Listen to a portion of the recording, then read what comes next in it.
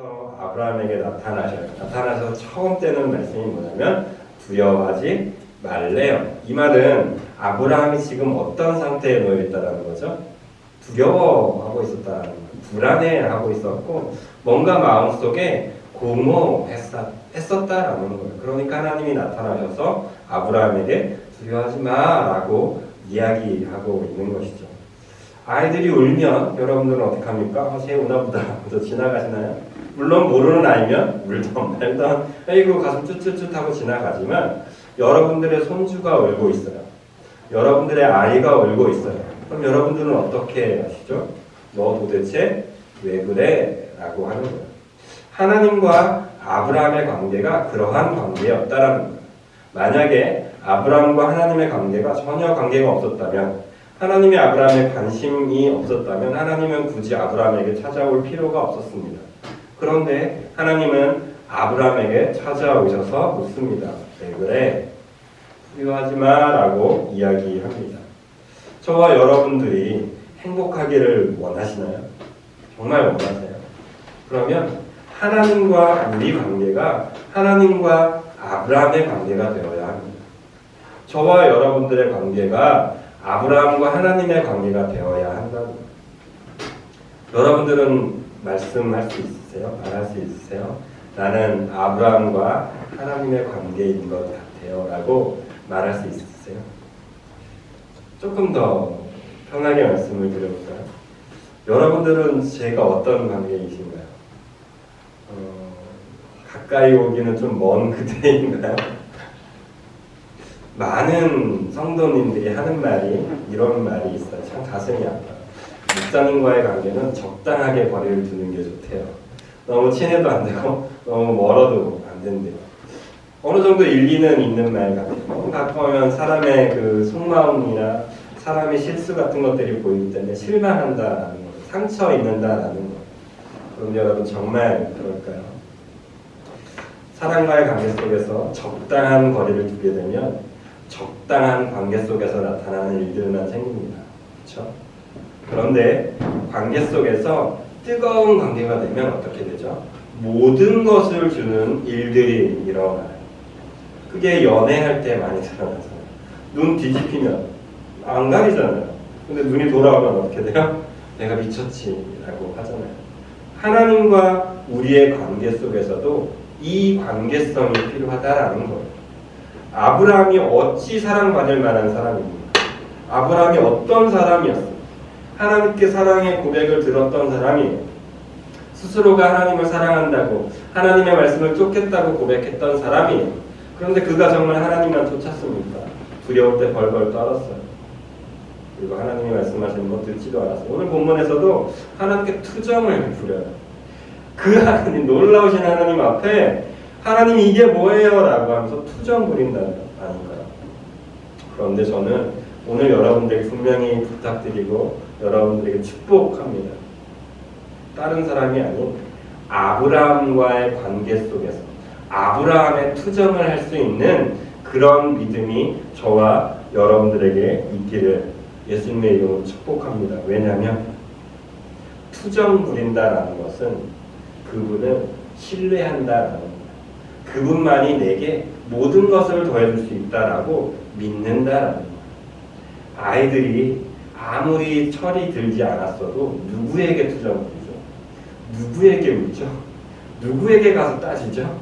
생판 모르는 아저씨에게 가서 하나요? 절대 그러지 않습니다. 자기 엄마에게.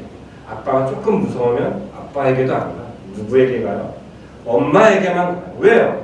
엄마에게 투정 부리면 엄마는 들어줄 것 같으니까. 여러분들은 하나님을 그렇게 믿으셔야 합니다. 그렇다고 여러분들이 하나님한테 하나님 이거 주세요 저거 주세요 따지란 얘기가 아니에요.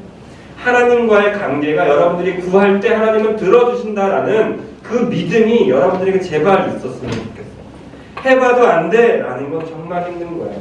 30년 40년 평생 동안 여러분들이 예수님을 믿어도 기도해도 안 돼 라는 믿음이 생긴 사람은 정말 그건 딱한 사람. 차라리 하나님께 투정 부리세요. 하나님께 간구하는 사람이 돼요. 그게 믿음의 시작이 될 수 있기 때문입니다. 아브라함이 이전에 어떤 사건이 있었냐면 그의 조카 롯이 가나안 땅을 가끔 여러분들이 보여드렸죠. 그 가나안 땅이 요단강을 기점으로 해서 위쪽과 아래쪽 그리고 중간쯤에 예루살렘이 있잖아요. 그 예루살렘 근처에 아브라함이 있었고요. 그 요단 서쪽에 롯이 살고 있었어요. 그런데 여기가 어떻게 되죠? 그만 그 시나이 지역에 있었던 다섯 왕들이 쳐들어오게 되죠. 쳐들어와서 롯까지 그 지역을 훅 훑어버려요. 그냥 요단을 서쪽으로 빙 돌아서 예루살렘 쪽으로 훅 훑으면서 그냥 다 노략해 가버린 거예요. 그때 소돔과 고모라에 있었던 롯도 붙잡혀 가게 됩니다. 그래서 그 소식을 들은 아브라함이 어떻게 돼요? 자기가 기르고 있었던 훈련시켰던 자신의 수하들 300명을 데리고 어떻게 돼요? 300 몇 명이죠? 몇 명을 데리고 쫓아가잖아요. 쫓아가서 다 몰살시켜버리고 재산까지 다 몰수해요.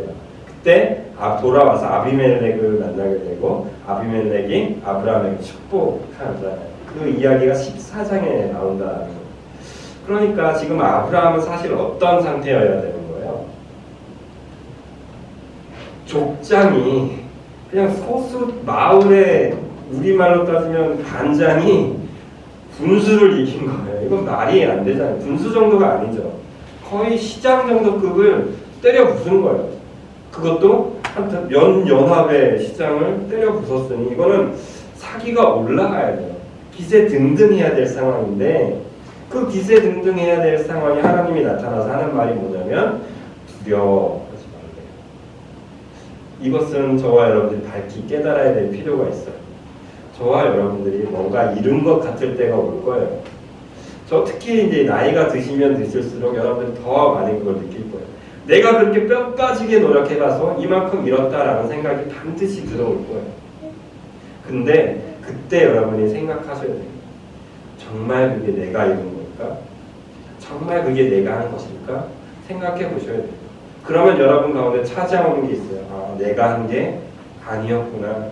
아, 내가 할 수 있는 것들이 아니었구나. 뭔가 나에게 채워진 것들이었구나. 이걸 알기 시작할 거예요. 그러다 보니까 그럼 뭐가 생기냐면 두려움이라는 것들이 생기기 시작해요. 왜요? 이걸 이제 뺏길 수도 있겠다라는 거예요.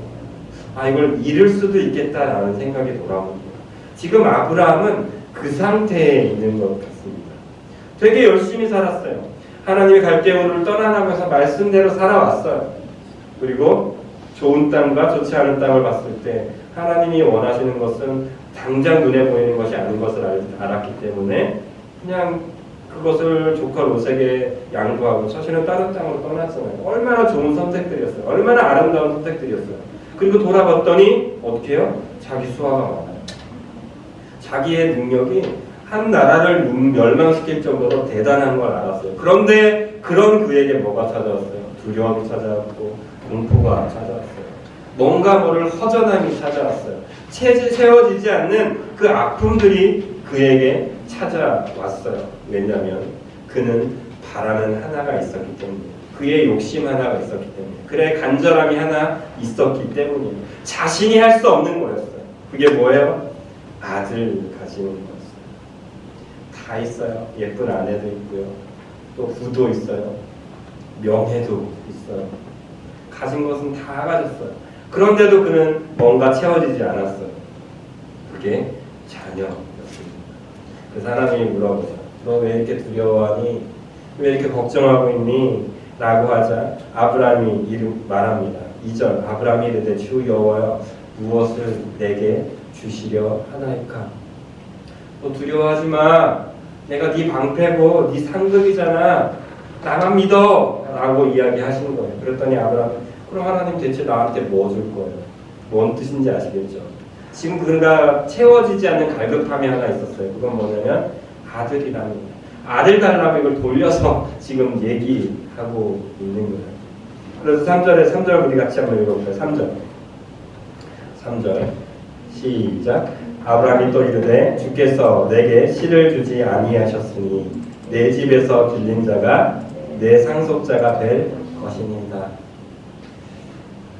아브라함이 간절히 바라는 것이 있는데 그것은 아들이었는데 하나님이 주지 않자 하나님은 이제 꼬아서, 이제 아브라함은 지금 꼬아서 하나님께 되묻는 거예요. 하나님이 내게 아들을 주지 않아서 내 종, 내가 기른 엘리에셀이 내 상속자가 될 거예요 라고 하면서 하나님이 말하는 거에 대해서 비꼬듯이, 투정 부리듯이 지금 이야기하고 있다라는 것을, 그냥 이 장면만 보면 참 아브라함이 참 어리석어 보이기도 하고 아브라함이 참 믿음 없어 보이기도 합니다. 그러나 저는 이 아브라함의 투정을 저와 여러분들이 배우길 원합니다. 어떤 투정이냐면 아까 말씀드렸어요. 하나님을 믿는 투정입니다. 하나님이 하지 않았다는 거. 이게 정말 대단한 거예요. 여러분들이 어떤 일에 실패했어요? 혹은 어떤 일이 잘 됐어요? 그게 누구 탓이라고 생각하세요? 나 때문이라고 생각하지 않으세요? 혹은 쟤 때문이라고 생각하지 않으세요? 혹은 나라 탓이라고 생각하지 않으시냐고요? 혹은 환경 탓이라고 생각하지 않으시냐고요? 그러나 기억하셔야 됩니다. 하나님을 믿는 우리에게는 오직 누구 때문에 이런 일들이 일어났습니까?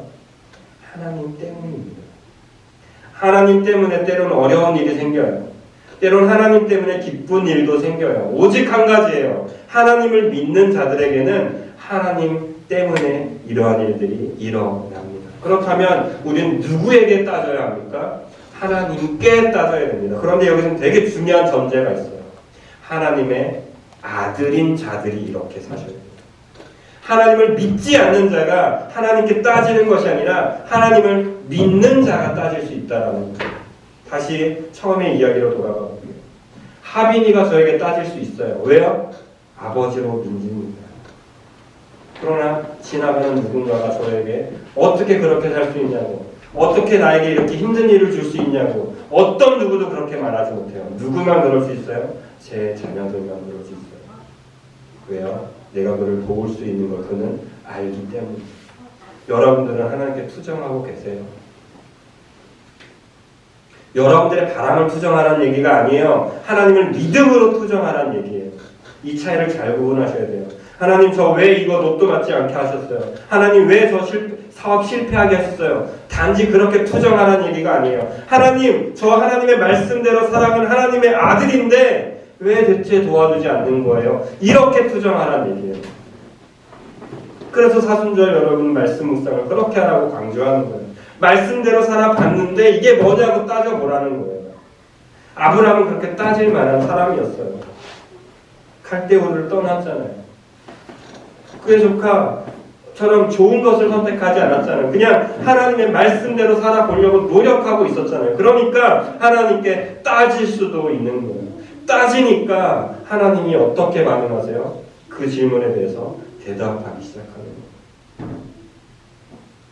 하나님과의 관계가 회복되면 하나님은 여러분들에게 말씀하기 시작하세요. 부담도 주기 시작하고 아픔도 주기 시작하세요. 왜냐하면 여러분들을 성장시킬 좋은 기회가 되기 때문입니다. 4절을 한번 읽어볼까요? 4절 말씀 시작. 여호와의 말씀이 그에게 임하여 이르시되 그 사람이 네 상속자가 아니라 네 몸에서 날 자가 네 상속자가 되리라 하시고. 지금 아브라함이 이제 좀 흥분했던 것 같아요. 내가 막 그렇게 하나님을 열심히 섬겼는데 대체 이게 뭐예요? 라고 하면서 막 울분의 톱에서 하나님께 막 외치니까 하나님이 하나 진리를 알려주세요. 지금 네가 가지고 있는 생각 어떻다라는 거예요? 틀렸다라는 거예요. 저와 여러분들이 인생을 살면서 제일 답답한 게 뭐예요? 어떻게 살아야 될지 모를 때 아니에요? 하나님 이렇게 가야 돼요? 저렇게 가야 돼요? 이게 옳아요? 저게 옳아요? 이런 질문 많이 하잖아요. 그런데 여러분 그게 잘 안 느껴질 때가 많잖아요. 저도 그래요. 이게 옳은 길인지 저게 옳은 길인지 잘 모를 때가 많아요. 그런데요, 하나님과의 관계가 회복되고 말씀이 들어오기 시작하잖아요. 그럼 명확해져요. 내가 해야 될 일이 뭔지를 알게 되고요. 내가 하지 말아야 될 일들을 멈춰야 되는 걸 알게 되기 시작해요.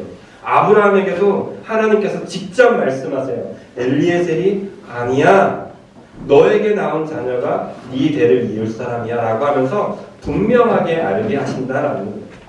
여러분들은 지금 하나님과 관계가 어떤지 잘 판단해 보시기 원해요. 다른 거 없어요. 내가 어떻게 살아야 될지 모르겠어요. 내가 지금 잘 가고 있는지 모르겠어요. 여러분들은 하나님과 멀어진 거예요. 하나님의 음성이 들리지 않는 거예요. 근데 반대로 내가 어떻게 살아야 될지를 알겠어. 그런데 안 돼. 이건 괜찮은 거예요. 무슨 차이인지 아시겠죠? 저 조금 더 편하게 얘기해 볼게요. 직접적으로. 우리 아내 사무가 저를 사랑해야 된다는 걸 알아요. 그쵸? 그런데 사랑을 시도해요. 그런데 안 돼. 이건 하나님의 뜻대로 살아가고 있는 거예요. 그런데 남편을 사랑해야 되는지 이제 모르겠어. 그냥 왼수로만 보여. 도저히 사랑이 안 돼. 생각하고 싶지도 않아. 하나님의 뜻을 듣고 싶지도 않아. 이건 뭐예요? 내가 더 이상 하나님의 음성을 듣지 않고 있는 상태예요. 그런 여러분들에게 분명히 부탁드려요. 포기하지 마세요. 부담 들어오세요? 부담 느끼세요? 실패하셨어요? 괜찮아요. 하나님이 들려주신 음성에 만족하세요. 아니야! 라고 할 때, 아, 이거 아니에요, 하나님. 이렇게 반응할 수 있는 관계까지만 가세요. 그 다음은 누가 하시는 건지 아세요? 성령님이 하시는 거예요. 내가 끝까지 하려고 하니까 우리는 자꾸 포기하게 되고 넘어지게 돼요. 아내에게 여기 와서 종종 듣는 말이 있어요. 왜 이렇게 부정적이냐고. 왜 이렇게 안 된다고 하냐고. 저도 곰곰이 생각해봤어요. 제가 하려고 하니까 안 되더라고요. 제가 하려고 했던 것들은 다 실패하더라고요. 왜요? 내가 했으니까. 그러나 우린 누굴 믿는 사람인 거예요. 하나님을 믿는 사람이니까 누구를 믿고 나가야 되냐면 하나님이 하신다라는 믿음 가지고 살아가기만 하면 되는 거예요. 그럼 내가 실패하는 게 아니거든요. 하나님이 실패하는 거예요. 그럼 다시 처음으로 돌아가서 이렇게 이야기할 수 있죠. 하나님이 주지 않으셔서라고 투정 부릴 수 있는 거예요. 어떤 차이인지 여러분 잘 이해하시는 거네요. 오늘부터 하나님께 나와서 하나님 이거 주세요 저거 주세요 투정하라는 얘기가 아닌 거 잘 아시죠? 절대 그게 아니에요. 하나님과의 관계를 여러분들이 가지게 되면 투정해도 된다라는 거예요. 이 차이를 여러분 잘 구분하십시오. 창세기 15절 우리가 읽었었던 말씀 4절과 5절에 특별히 5절에서 우리 한 번 더 읽어볼게요. 5절 같이 읽어볼게요. 시작. 그를 이끌고 밖으로 나가 이르시되 하늘을 우러러 우뼈를 셀 수 있나보라. 그에게 이르시되 네 자손이 이와 같으리라. 아까는 안 된대요. 아니래요. 이렇게 말씀했다면 이젠 뭐까지 보여주시면 미래까지 보여주세요. 우리가 가야 될 방향을 잡아주신다. 아까 말씀드렸죠. 우리가 어떻게 살아야 될지 잘 모르겠어요. 하나님과 가까워지시면 돼요. 그러면 하나님은 뭐까지 알려주시면 해야 될 일과 하지 않아야 될 일뿐만 아니라 뭐까지 알려주시면 너를 통해서 어떤 일이 일어날지 비전을 심어주기 시작하세요.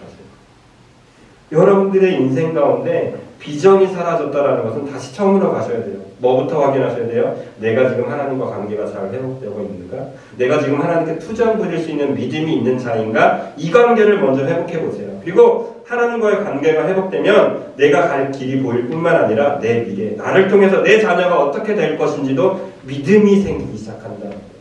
6절을 읽어보면 너무 명확하게 나와요. 6절 같이 읽어보겠습니다. 아브라함이 여호와를 어떻게 해요? 믿으니 그 다음 읽어보겠습니다. 여호와께서 이를 그의 의로 여기시고. 아브라함이 하나님께서 그래? 그럼 오늘 밤 내가 너에게 아들을 줄게 라고 하지 않으셨어요. 하늘의 별 봐봐. 저렇게 많게 해줄게. 이게 가능해요 여러분? 불가능해요. 여러분들에게 오늘 하나님이 여러분들에게 마음 권사님 장서가 당진 비전교회 수만 명이 되는 교회가 되게 해줄게 이렇게 하지 않으시고 당진 비전교회 이 모든 당진 지역을 살리는 정말 거룩한 교회가 되게 해줄게. 막연하지만 뭐예요? 하나님이 쓰겠다라는 비전을 저에게 주셨다고 생각해 볼게요. 그때 여러분들은 어떻게 반응하세요? 저는 어떻게 반응할까요? 그냥 일단 입으로는 어떻게 해요? 아멘이라고 해요. 그런데 그때 그것을 하나님은 어떻게 하시냐면 그걸 의로 여기시게 돼요. 네가 믿음이 있고 없고가 아니에요. 내가 그것을 믿는 믿음으로 하나님을 바라보면 그것을 하나님은 의로 여기신다는 거예요. 가끔 부족한 제가 여러분들에게 축복해요. 여러분들의 가정을 통해서 하나님의 신실하심이 들어가요. 여러분들의 남편을 통해서 하나님의 가정이 화목되게 될 거예요. 여러분들의 자녀가 질병에 회복되고 하나님께 큰 일들을 해낼 거예요. 부족한 종이 그렇게 가끔 축복해요. 그때 여러분들은 어떻게 해야 돼요? 아멘으로 믿음으로 반응하시면 돼요. 그럼 하나님은 그걸 어떻게 보면 의로 여기신대요. 하나님의 뜻으로 여겨주시겠다라는 거예요. 이게 정말 중요한 키입니다. 우리가 신앙생활 하는 데 있어서 정말 중요하게 절대 놓치면 안 되는 키가 바로 여기에 있습니다. 히브리서 11장에서는 믿음의 장이 반복돼요. 근데 거기서 되게 중요한 단어가 나와요. 어떻게 시작되냐면 여러 사람이 등장하는데 근데 그 인물들 앞에 어떻게 뭐가 딱 붙어있냐면 믿음으로 믿음. 이게 무려 18번이나 반복돼요. 하나님의 사람들이 나오는데 그보다 앞서는 게 있어요. 그게 뭐냐면 믿음으로 행했더니, 믿음으로 순종했더니, 믿음으로 나아갔더니 홍해도 갈라지고 이 세상도 또 하나님의 사람들이 승승장구하는 일들이 이뤄졌다라는 것이죠. 우리가 이것을 깨달아야 합니다. 믿음이 먼저입니다. 하나님이 열어주시는 길을 쫓아가는 것은 믿음이 아니에요. 뭐예요? 그냥 쫓아 끌려가는 거예요. 그러나 하나님은 이 땅에 오시고 예수님이 이 땅에 오셔고 십자가에 달려 죽으시고 다시 부활하셔서 하늘로 올라가시면서 우리에게 요구하신 것은 성령님을 보내주시겠다고 하셨고 그 성령님이 행하시는 것은 우리 가운데 비전을 보게 하시고 믿음을 쫓아가게 하시는 것. 그것이 우리에게 주신 은혜라는 거예요. 그러면 우리가 가져야 될 것은 정말 하나밖에 없습니다. 믿음밖에 없어요. 여러분들이 오늘 당장 저 문을 잘 열고 나아가셔서 가져야 될 것은 내가 저 원수를 어떻게 사랑해야 될까 고민하는 게 아니라 하나님이 사랑했다라고 믿는 믿음이에요. 여러분들의 자녀가 하나님 앞에 온전히 설 것이라는 믿는 믿음이에요. 우리 당진 비전교회가 하나님의 일들을 해낼 것이라는 믿음이에요. 이것만 여러분들이 가지고 살아가시면 나머지는 누가 하신다고요? 하나님이 하신다니까. 진짜 아브라함 이후에 어떻게 됐죠? 승승장구했나요? 아니에요. 또 넘어졌어요. 또 우리가 11장 여러분 나중에 보세요. 거기 위인들 다 보세요. 또 다 대단한 일들만 했나요? 아니에요. 믿음을 가지고 살아갔던 사람들이 다 넘어졌어요. 우리 근데 지레 겁먹어요. 믿음 가졌다면 큰일 날 것 같은 것처럼. 실패했다가는 죽을 것 같은 것처럼. 아니, 믿음을 가지고 살아가십시오. 그러면 하나님은 그 믿음을 여러분들의 의로, 하나님의 의로 여기시고 하나님의 일들을 행하기 시작합니다. 7절에서 그게 너무 명확하게 나와요. 그 얘기일때 나는 이 땅을 네게 주어 소유를 삼게 하려고 너를 갈대아인의 우르에서 이끌어낸 누구라고요? 여호와. 너 내가 누군지 알아? 라고 하면서 자신을 드러내기 시작합니다. 믿음이 있는 자에게, 믿음으로 순종하는 자에게 하나님은 자신을 드러내고 계십니다. 하나님을 보고 쫓아가지 마십시오. 하나님이 행한다, 누가 저기 하나님이 있다라고 하니까 거기 가지 마세요.